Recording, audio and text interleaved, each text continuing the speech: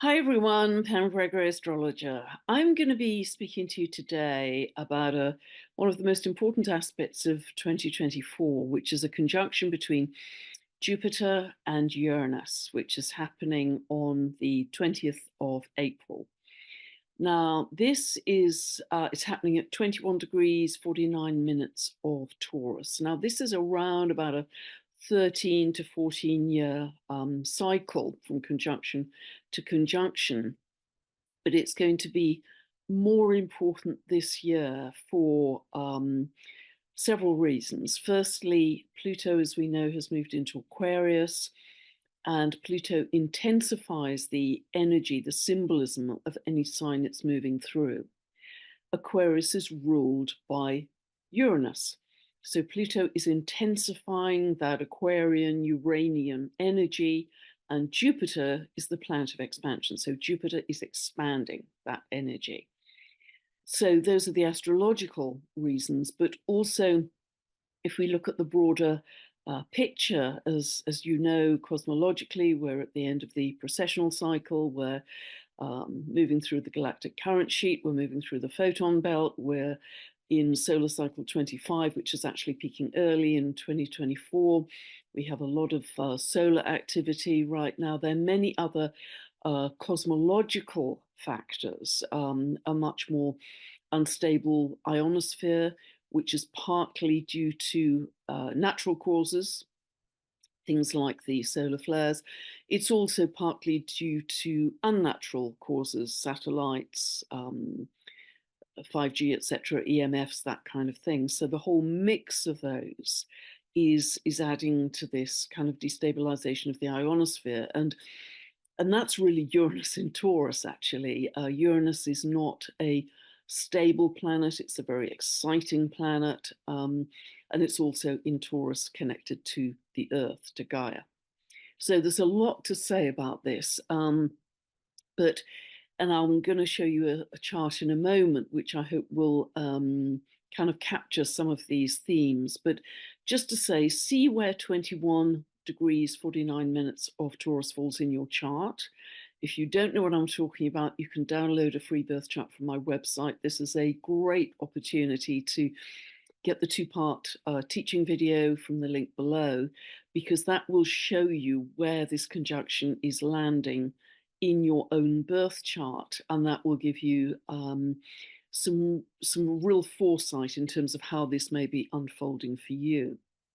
Now, although it's specific to one day, 20th of April, the effect of this will really be feeling it. I think even end of March, with that lunar eclipse in Libra going into the very important solar eclipse in Aries on the 8th.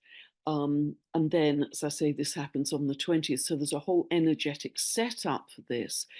And even after that, I believe that this could create some kind of spark, very good word for Uranus because it's very electrical, spark or trigger or ignition point for all that follows after that. And you'll get a better idea of what I mean as we move through this. But if you have any planets round about 2149 of Taurus, this will be more important for you in terms of its impact. If you have an emphasis in Taurus, if you're born roughly any year between the 5th and the 18th of May, and specifically round about the 10th or the 11th of May, you will be feeling this strongly. And again, the best idea is to find out exactly where your sun is by getting a free birth chart.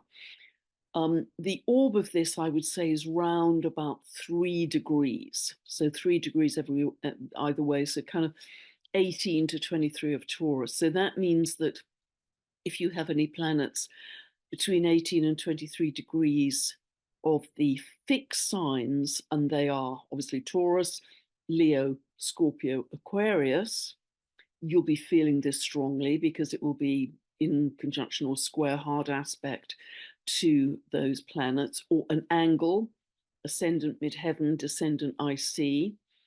You'll be feeling this quite intensely, I would say. And if you have any planets 18 to 23 degrees in the other Earth signs, such as Virgo or Capricorn, you're also likely to feel it more strongly. If you have a strong Jupiter or a strong Uranus in your chart, and I don't want to go down the rabbit hole of what equals a strong planet because we'll be here for days, but if you know that, then this will have more impact. Or if you have a natal aspect between Jupiter and Uranus, you will feel it more strongly. So I hope that covers all of the options. But this is quite an exciting conjunction. It's generally viewed as very positive. It's kind of a big leap in many ways, you know, new horizons, whole new ground. And it tends to be very prominent in the charts of cycle breakers, visionaries, trailblazers. As you will see, I'll mention a couple of people a little bit later in the video. And again, you'll get a good idea from that. So let me just share the chart with you. I'm only going to do this for a brief time, really, and then go into more detail. Okay, hopefully you can see that. Now, this is just a kind of scattergun of possible meanings. Now, every planet and also every aspect is like a multifaceted diamond. There are many possibilities of manifestation with them. Personally, I don't know as an astrologer what the specific events or experiences are going to be of this conjunction. I don't really work psychically. Yes, we're all very intuitive, but I don't consider myself as a psychic, so other psychics may have much more specific visions about this. But I just can feel the energy, read the timing, and give you a whole kind of Indra's net, as it were, of possibilities that may come up based on the symbolism, but also based on how it's played out in the past. Now, Jupiter and Uranus actually, between them, are very comfortable bedfellows because they share many similarities. They are both very much about the future. They're both connected to kind of future visions and very much planets of moving forwards as well. And that, as I say, Uranus is quite electrical, so Jupiter's going to expand that aspect of Uranus. They are both very much about freedom and revolution. They have no boundaries, really. This is coming down here. They have no boundaries. They don't want to be hemmed in. They are both very different from Saturn. Saturn, that's all about boundaries, walls, divisions, separations, etc. So they're both very different. Jupiter is to do with higher consciousness, wisdom. It's to do with far distance travel. Mercury tends to be short distance, close to home. Jupiter is long distance travel. It's when you go on a big trip. I mean, it would even cover space travel, actually. It's the kind of reaching out to the cosmos.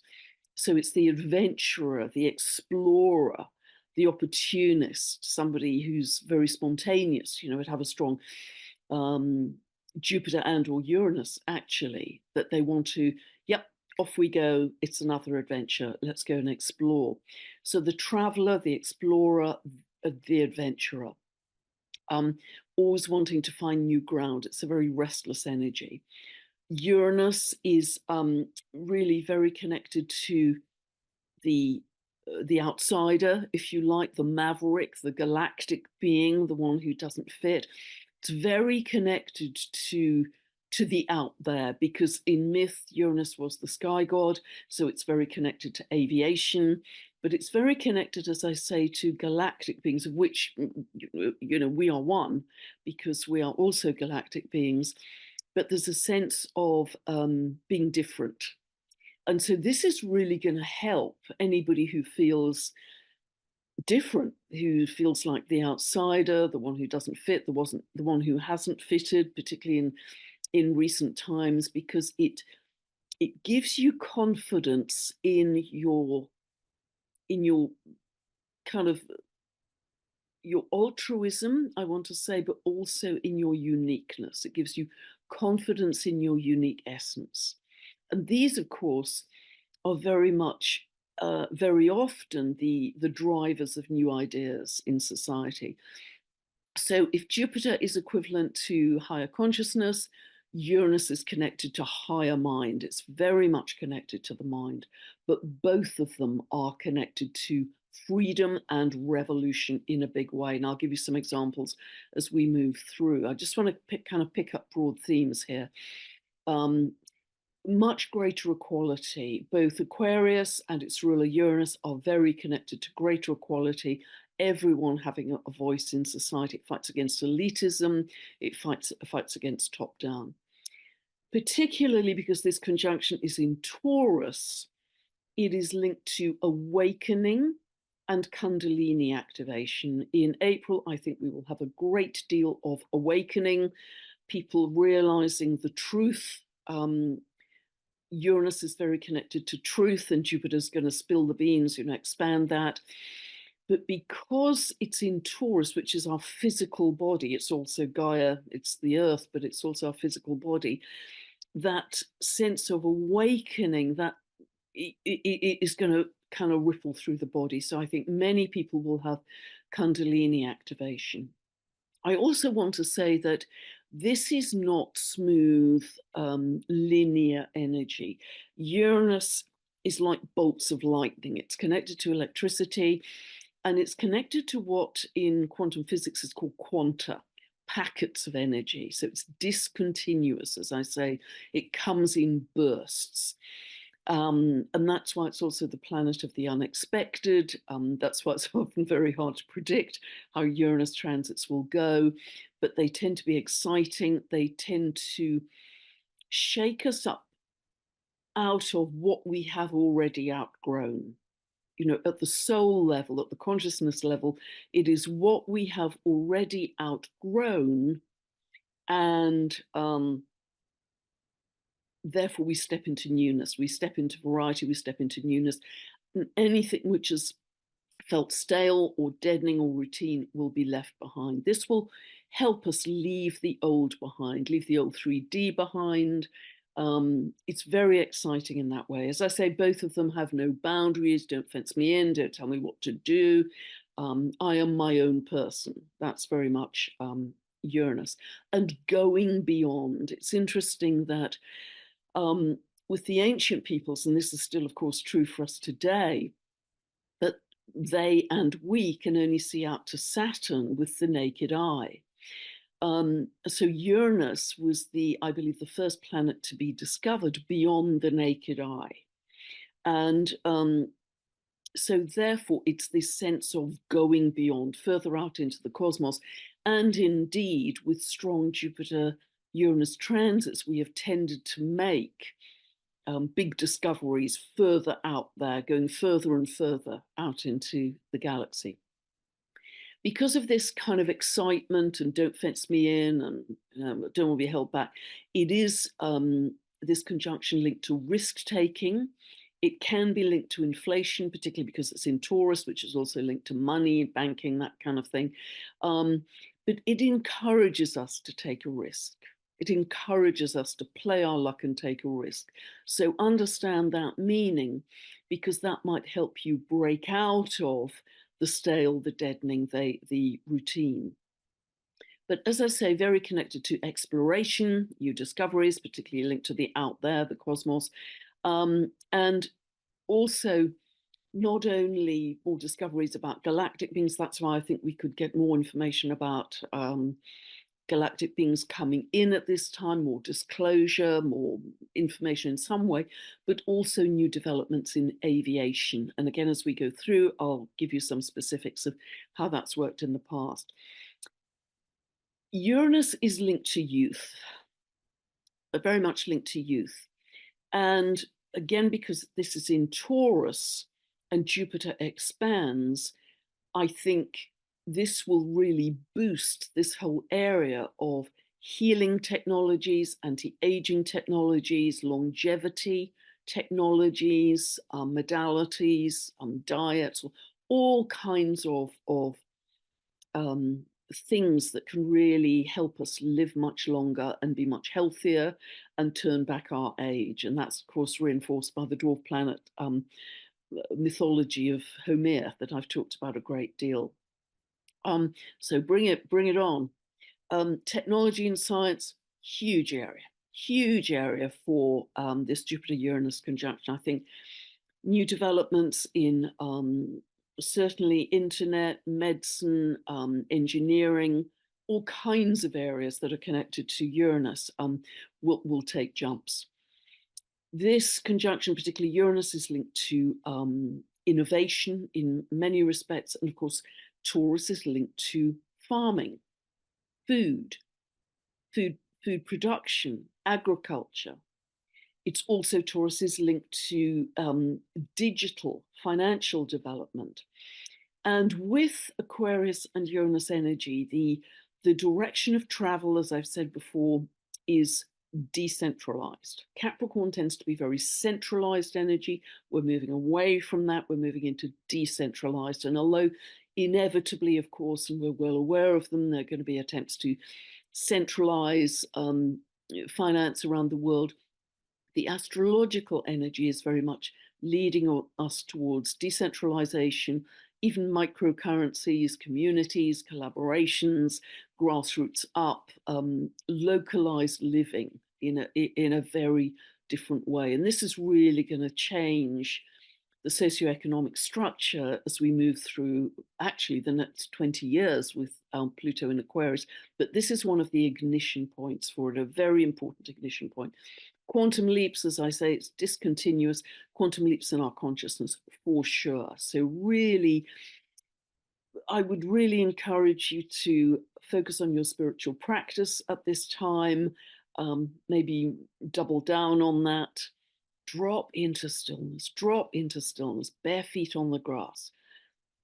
Decompress from a lot of the zuzzy energy, because Uranus can bring in a lot of kind of high vibe, zuzzy, scattered energy, actually. But one of the benefits of this odd mix of Uranus and Taurus is bare feet on the grass. Go to the earth to decompress and be in stillness as often as you can. Be in blank, be in no mind, be in empty mind, and just feel into your body, feel the bliss in your body. And yes, and Uranus is the planet, as I've said many times in the videos, linked to earthquakes, particularly when it's in Taurus, which is the earth. So we could see an expansion, an increase in seismic activity around this time. So those are the broad themes, some of which, of course, are entirely subjective, like awakening and Kundalini, and but I'm going to be going into more detail on some of these now as we move through. So I'm going to stop sharing now. Yes, I think another big one here is shattering belief systems, shattering Uranus, belief systems, Jupiter, shattering belief systems. And that will be part of the process of the awakening. I think April, as I've said many times, and every other astrologer is saying it, I think, is going to be one of the biggest months of the year. So this is very exciting. I also see Jupiter Uranus as the freedom movement. Freedom, Uranus, and also Jupiter actually, but a whole movement, a whole new belief system, a whole movement, freedom movement. And what is starting in both America and Europe. And as I've mentioned before, isn't it interesting that the farmers' protests in Europe, it's to do with the farms, Taurus, the food production, the regulations around the food production. I mean, it couldn't be clearer in terms of the symbolism. But this is the beginning, I feel, of a whole freedom movement that is part of this gradual shift of the power to the people. this Jupiter-Uranus conjunction is going to reinforce the shift of the power to the people, which we've seen in historical cycles with Pluto's move into Aquarius. So let me just, I think freedom of choice with our bodies as well. Freedom, Taurus, our bodies. Freedom of choice with our bodies is going to be another big one too. There may well be other themes and expressions here. I'm sure I'm going to be adding to this as the weeks go by, but I just want to give you a flavor of what's to come. And it is going to be a jump. It's a bit of a wild card. But generally it's seen as very positive, very exciting. It can be destabilizing. There can be kind of things that happen like seismic activity that can be difficult to deal with, unexpected, difficult to deal with, but then we get through it. But broadly, the major expressions of this Jupiter-Uranus conjunction are very positive and very exciting.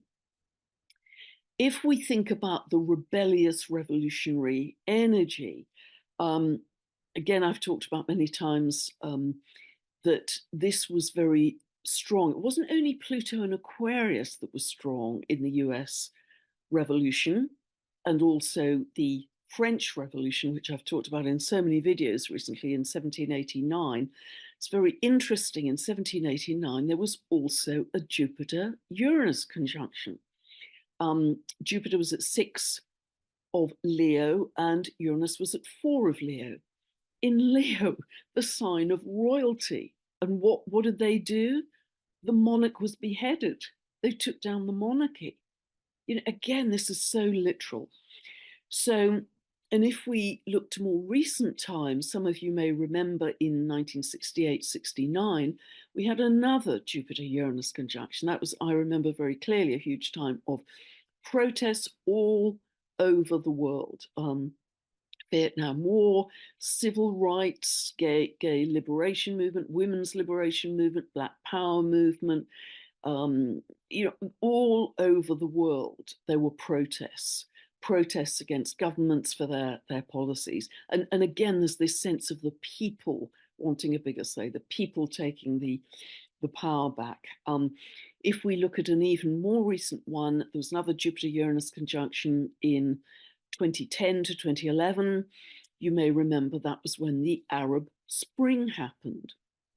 And that was in Aries, as I remember. And that was amazing because, again, it was youth. It was a youth movement.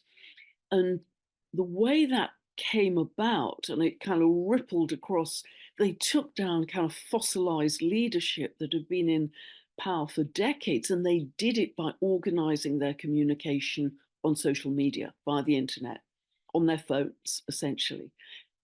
Uranus is technology, Uranus is social media, Uranus is the phones, the smartphones. And so that was kind of under the radar of the old leadership. They couldn't track it, the old leadership couldn't track it. And that was very much part of the Arab Spring, the Jupiter-Uranus conjunction. If we take another big theme that I've talked about is technological innovation. Isn't it interesting? I was talking about trailblazers and cycle breakers. Steve Jobs, who of course is incredibly well known for all his inventions with Apple, had a Jupiter-Uranus conjunction natally. Tim Berners-Lee, who started up the World Wide Web, had a Jupiter-Uranus conjunction natally. And the very first iPhone happened in 2007, I believe, and that was a Jupiter square Uranus. It's still a hard aspect. It's still a Jupiter-Uranus conjunction. And now, as we move towards this conjunction, you're getting a lot of virtual reality goggles, Quest Pro and Meta 3 and all kinds of things that sort of very much engaging youth. But that is very Jupiter-Uranus, actually. It's new technology, it's very captivating, and it gives us a whole new view, or the people, the users of it, a whole new view of our reality. And because this is in Taurus, be aware there's quite a bit of a split here, because in particular, Uranus and Taurus aren't easy bedfellows, because Uranus tends to go with the technological, the engineering, the technological solution, whereas Taurus wants to stay with the earth, with biodynamic farming, with the organic, with the natural, with the simple. So that's going to be a bit of a split potentially with this also as we move forwards. But yes, those virtual reality goggles are a very clear expression of Jupiter Uranus. Whole new vista. Um, Going beyond with space travel. Oh, by the way, just to go further back in history, there was another example of a Jupiter Uranus hard aspect. I think it was a conjunction which was in 1844 to 45, the invention of the telegraph. And the telegraph system was really considered the first internet, which, as some of you know, was kind of fried, taken up by the Carrington event in September 1859. But nevertheless, that was a massive technological invention at that time. Going beyond with space travel, yes, again looking at the hard aspects of Jupiter and Uranus. There was an opposition between Jupiter and Uranus, and that was going back all the way to 1782 to 83, and that was the first hot air balloon launch. And then, of course, very famously in 1899 to 1901, you had the Wright brothers, the development of gliders. Think of Uranus, the sky god. It's out there. Of course, we all, or most of us, lived through the moon landing, which was in July 1969, and remarkably, that was a Jupiter-Uranus-Pluto conjunction, a triple conjunction. But the tightness of exactitude between Jupiter and Uranus, it was in Libra actually, and it was within 3 minutes of exactitude. 3 minutes of exactitude. And that's remarkable. And yes, you may say that, whoever was planning that launch, of course, knew the astrology. Yes, of course, I'm sure they did. But nevertheless, whatever you think about that moon landing, and I know there are different views on that, as I'm sure you'll follow, nevertheless, it expanded the consciousness of people who were watching that and witnessing it and thinking, wow, this is amazing. I remember as a very young child watching that and thinking, wow, another out there step of going beyond. In 2010, you had the first, I think it was the first 24-hour flight in a solar-powered plane. That was another conjunction between Jupiter and Uranus. So, we've got very, very clear themes here. And in terms of new discoveries, that's a whole other area as well, again, out there in the cosmos. Copernicus in 1541 was actually when there was a Jupiter-Uranus conjunction, was actually working on his heliocentric theory then, but he delayed the publishing of his paper until 1543 because he was concerned about the wrath of the Catholic Church, and quite right, they were not pleased at all because the Catholic Church had said that the earth was the center of God's design, and here was this upstart astrologer who said, no, that's not true. The sun is the center of God's design, and the earth goes around the sun. And so he was right to be edgy about publishing that. But nevertheless, the development of his thinking was happening during the Jupiter-Uranus conjunction. Also, 1899 to 1901, that was really the beginning of the development of quantum physics. Think of quanta. And I think it was Max Planck originally who discovered quanta, these packets of energy, which again are discontinuous. This is Uranian energy. And so really quantum physics has been going for over 100 years. I'm not sure it's taught in schools yet, but and then a little later, this is in 1927 to 28, Niels Bohr discovered that light is both a wave and a particle. And Uranus seems very connected to light. And that's going to be very interesting going forwards because there was another discovery. I think at that time, Uranus was in Gemini trying to Pluto, I believe at that time. And I think that was around 1690. And there was a Dutch scientist called Huygens, and he discovered a whole new theory around light and the waves of light. I think we are going to discover 10 tons about light going forwards, particularly when there's yet another trine between Jupiter, between Uranus moving into Gemini, 25, 26, and it's starting to trine Pluto in Aquarius, as we had way back in the late 1600s, because light is carried by water, as I understand, and we know the amazing work with water that is going on with people like Randy Hatton, Veda Austin, etc. I think that's a whole new world. That's a whole new world as well. I think we're going to discover a lot about plasma physics and really how we create our reality, which is what I find incredibly exciting, how we understand plasma in a bigger way, light in a bigger way, and how we mold the modeling clay of plasma to create manifestation in our world.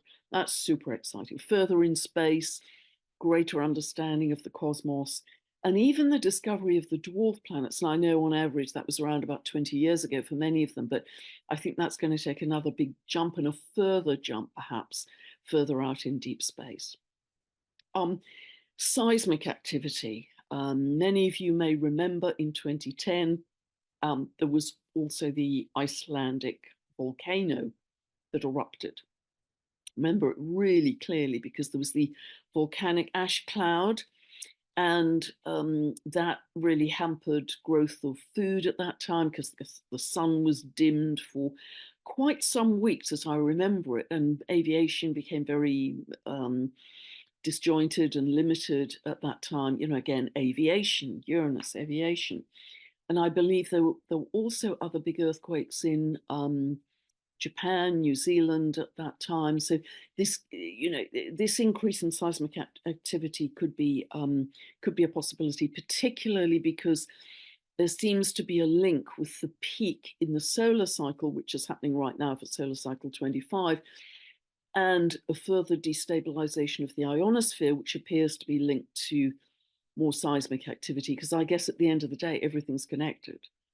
You know, the inner core of the Earth's crust, you know, everything is connected in layers. There's no separation.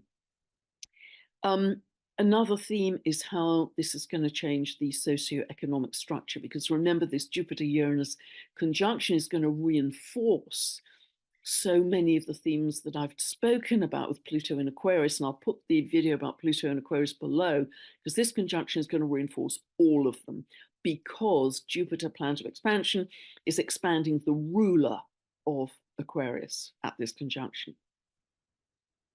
So certainly, and again, I've mentioned this elsewhere, if we look back to what happened in 1789, Pluto in Aquarius, Jupiter-Uranus conjunction after the monarchy was, well, the monarch was beheaded and it was the end of the monarchy and France became a republic. Over the coming years, there was a radical change in the socio-economic structure.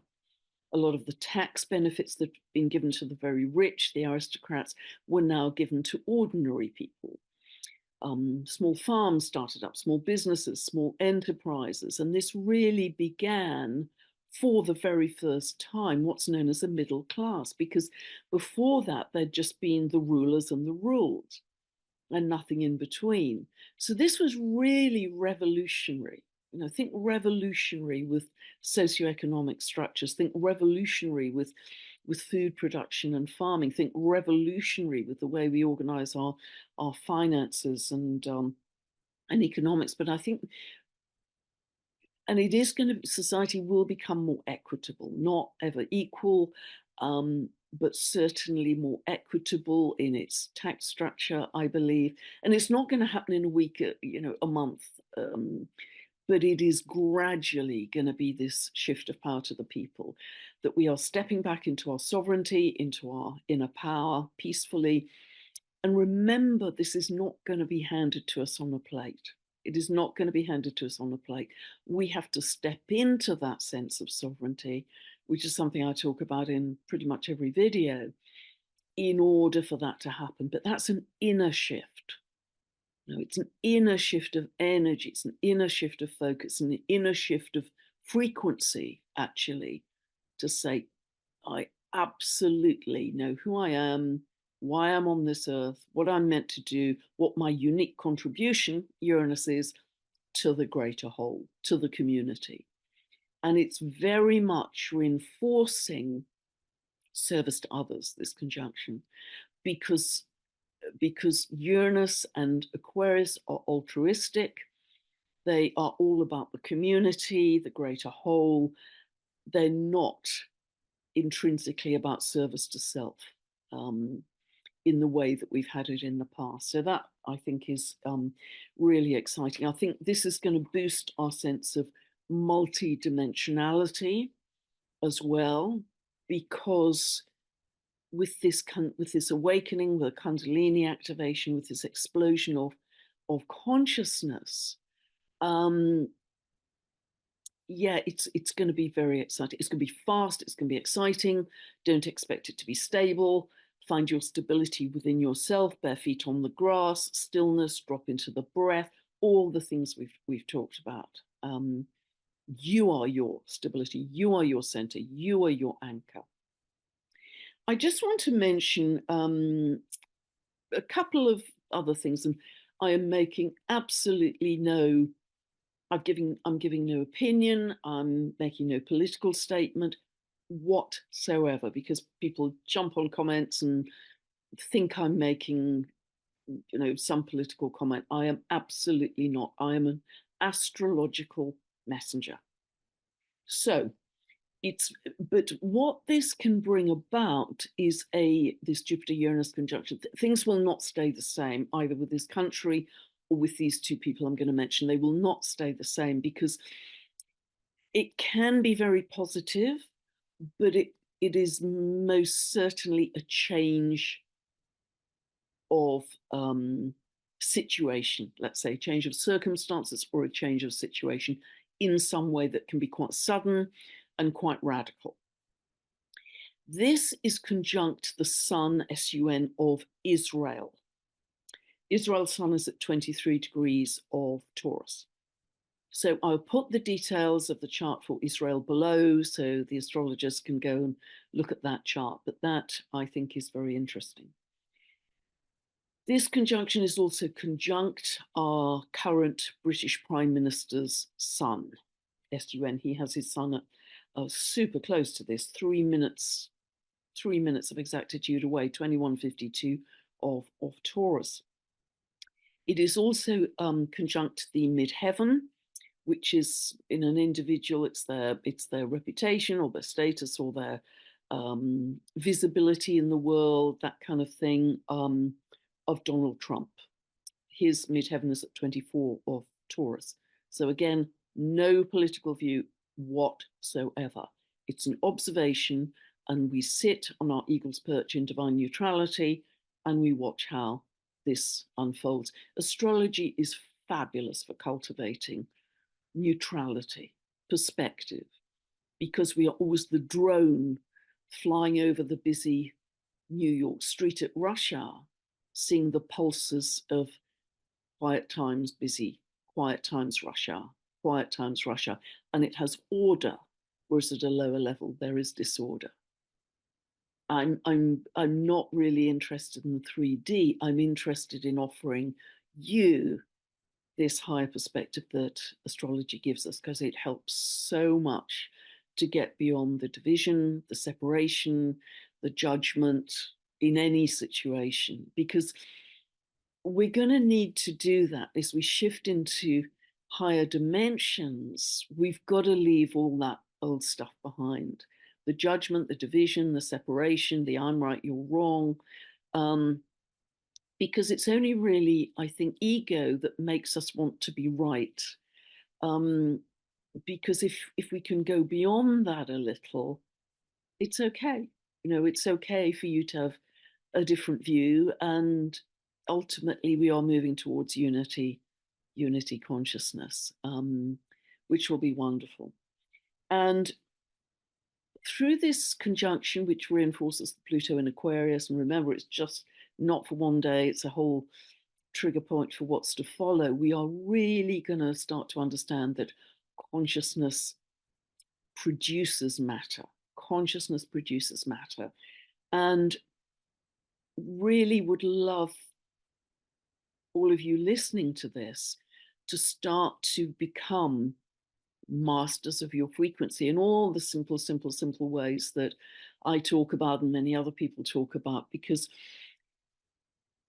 there's another possibility with Pluto in Aquarius is that, there's control by technology. That's a very obvious timeline, but there are many timelines. We don't have to live on that timeline. We don't have to be anywhere near that timeline, because we are learning to master our own thinking, our own emotional set, our own frequency, in order that we are constantly creating higher and higher timelines. And we are doing this. You in even listening to this, me in speaking about it, we're doing it. We're coming together on a Sunday in that 15-minute meditation. We're doing it when you come together and other people in other meditations, when you can even just even when you're alone walking in nature, if you can raise your frequency, you're doing it, because that's feeding back to the collective. In every moment, we've got to start to live this sense of, I am safe, I'm free, I am welcoming in, we are welcoming in an expanded sense of consciousness, an expanded, loving consciousness into our world. And that's the timeline we're going to be on moving forwards. And this Jupiter Uranus is going to help us a ton to do that. So I hope that's clarified a little. For sure, I'm going to be adding to this, and lots of other astrologers are going to be talking about this too, absolutely, because it is one of the biggest aspects of the year. But I hope that's given you an inkling of what we're moving towards, and we are already starting to feel that energy, because we're already moving into the eclipse energy that's a precursor for this Jupiter-Uranus conjunction. God bless. Hope that's helped you. Bye for now. Be back soon.